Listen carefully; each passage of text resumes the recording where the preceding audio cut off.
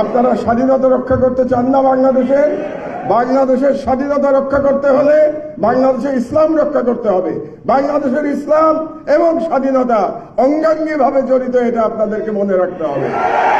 আমরা যদি মুসলমানের ঈমান ঠিক রাখতে পারি, বাংলাদেশের স্বাধীনতা কেউ ছিনিয়ে নিতে পারবে না। এই জন্যে আমি আজকে এখান থেকে, এই মঞ্চ থেকে আমি দেশপ্রেমিক ঐক্য গঠনের আহ্বান জানাচ্ছি। এখানে যারা রাজনৈতিক নেতৃবৃন্দ আছেন তাদের প্রতিও আমি আহ্বান জানাচ্ছি, আমরা ঐক্যবদ্ধ না থাকতে পারলে আমরা যে আবার দ্বিতীয় স্বাধীনতা পেয়েছি সেটা রক্ষা করতে পারবো না। একবার আমরা প্রথম স্বাধীনতা পেয়েছিলাম, এটা রক্ষা করতে পারি নাই, কারণ ভারত সেই স্বাধীনতা ছিনিয়ে নিয়ে গিয়েছিল।